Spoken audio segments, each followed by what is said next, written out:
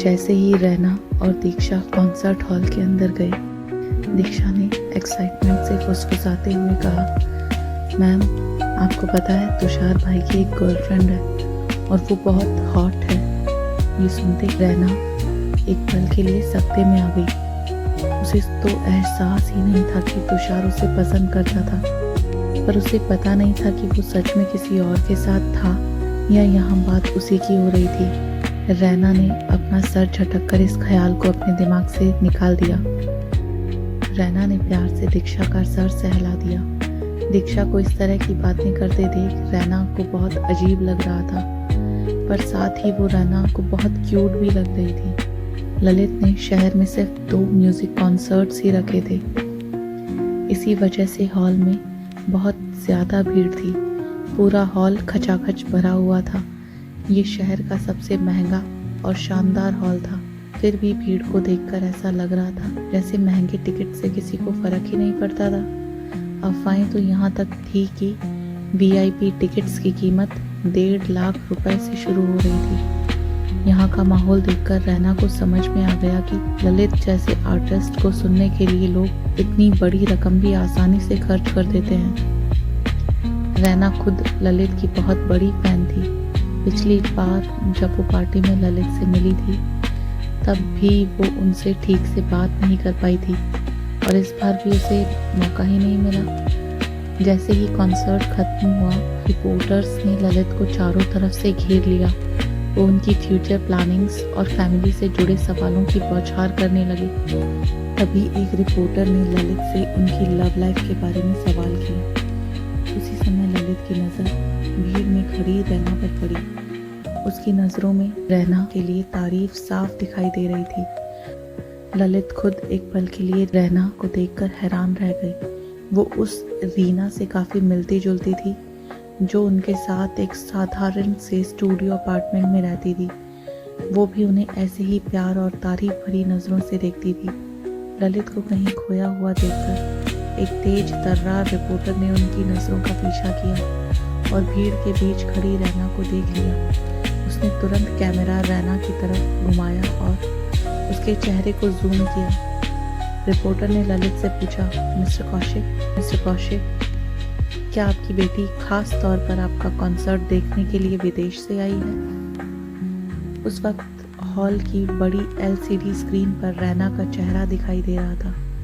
पूरी ऑडियंस में एक्साइटमेंट फैल गया। स्क्रीन पर दिखने वाली लड़की और ललित के बीच काफ़ी सिमिलैरिटीज़ थीं। खासकर दोनों की आंखें एक जैसी थी।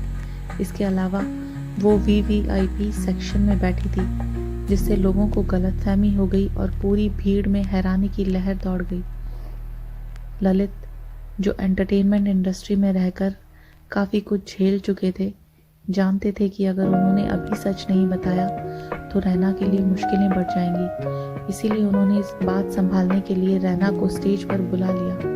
माइक्रोफोन पकड़कर ललित ने बड़े ही प्यार से रैना की तरफ देखा और सब क्लियर कर दिया। मैं रैना को काफ़ी अच्छे से जानता हूँ। अगर हालात साथ दें तो मैं इन्हें अपनी बेटी मानने के लिए भी तैयार हूँ। रैना के बर्ताव में एक अलग ही तरह की सादगी और शालीनता झलक रही थी। रैना के मन में ललित के लिए आदर बढ़ता ही जा रहा था। उसके मन में एक तरह का दुख भी था कि वो अपने जन्म देने वाले पिता के बारे में कभी जान नहीं पाएगी। वो राज हमेशा एक राज ही बना रहेगा। जब रैना और दीक्षा कॉन्सर्ट हॉल से निकले तब भी रैना के मन में एक अजीब से पछतावे का बोझ था। वो अपने ही ख्यालों में खोई हुई थी। तभी दीक्षा ने उसकी आस्तीन खींचते हुए कहा, मैम मुझे भूख लगी है। वहाँ से थोड़ी ही दूर पर एक शानदार इटालियन रेस्टोरेंट था। रैना जानबूझकर दीक्षा को वहीं लेकर चली गई। 14 साल की एक टीनेजर लड़की के लिए इस तरह के म्यूज़िक कॉन्सर्ट में जाने के बारे में सोचना ही बहुत बड़ी बात थी और वहाँ जाने का जो एक्सपीरियंस था उसके बारे में सोच कर दीक्षा बहुत खुश थी। बाकी चीज़ों का तो उसे होश ही नहीं था। जैसे ही वो लोग रेस्टोरेंट में एंटर हुए, रैना की नज़र वर्चस्व पर गई। उसने कहा था कि आज वो ओवरटाइम करने वाला था। रैना ने अजीब सी नज़रों से वर्चस्व को देखा। वो एक निहायती खूबसूरत और मैच्योर्ड लेडी के साथ डिनर कर रहा था। रैना ने पहले भी इस लेडी को देखा था।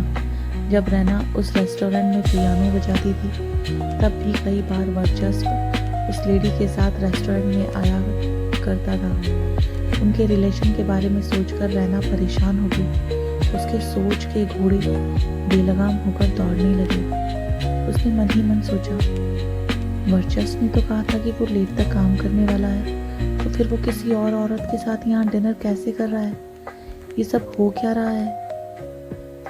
वर्चस्व के सामने टेबल पर बहुत सारी फाइल्स अरेंज की हुई रखी थी, जिससे ये साफ दिख रहा था कि ये एक बिजनेस मीटिंग थी। उसी वक्त वर्चस्व ने अपने सामने रखे वाइन का ग्लास उठा लिया। उसके चेहरे पर बहुत ही अट्रैक्टिव मुस्कान थी, जिससे एक अलग ही सेटिस्फैक्शन झलक रही थी। वर्चस्व के सामने बैठी लेडी भी उतनी ही खुश दिख रही थी। उसने बड़ी ही अट्रैक्टिव और धीमी आवाज में कहा, वर्चस्व, I am looking forward to our next collaboration. ये सुनते ही वर्चस्व की आंखें छोटी छोटी हो गई। उसके सामने बैठी औरत एक अमीर बिजनेसमैन की वाइफ थी, जो अपने पीछे अरबों की संपत्ति छोड़कर परलोक से धार चुका था। वर्चस्व ने एक लीगल डिस्प्यूट में उसकी हेल्प की थी, लेकिन उन दोनों का रिलेशन इतना क्लोज नहीं था कि वो उससे इतने प्यार से बात कर सके। जैसे ही वो कुछ कहने वाला था, उसकी नज़र रैना पर पड़ी, जिसके बगल में एक छोटी लड़की बैठी हुई थी। वर्चस्व उसे देखते ही पहचान गया कि ये एडवोकेट हयात की बेटी है। अचानक उसके दिमाग में एक सवाल आया, रैना एडवोकेट हयात की बेटी के साथ कॉन्सर्ट में क्यों गई थी? वर्चस्व को सोच में डूबा देख औरत ने आवाज लगाई, वर्चस्व ने उस औरत की तरफ देखा और बड़ी ही पोलाइटली जवाब दिया, please excuse me for a minute. उसी पल वर्चस्व अपनी सीट से उठा और रैना के पास चला गया। वो जाकर रैना के बगल में बैठ गया और उसके कान में धीरे से फुसफुसाते हुए पूछा, आज तुम यहाँ कैसे? तुम तो बाहर का खाना नहीं खाती। रैना ने मेन्यू की तरफ देखते हुए लापरवाही से धीमी आवाज में जवाब दिया, आज मुझे इटालियन खाने का मन था। रैना के मन में जलन पैदा हो चुकी थी। तभी वर्चस्व ने धीमी आवाज में कहा, वो लेडी मेरी क्लाइंट है।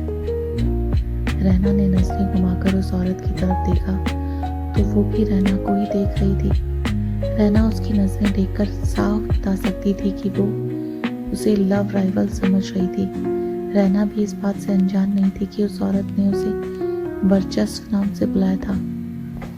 इसका मतलब साफ था कि उन दोनों के बीच का रिश्ता प्रोफेशनल रिलेशन से परे था। कुछ ऐसा था जो सीक्रेट था, सबके सामने लाया नहीं जा सकता था, वरना कोई बिजनेस मीटिंग के लिए इस तरह की जगह थोड़ी ही आता है।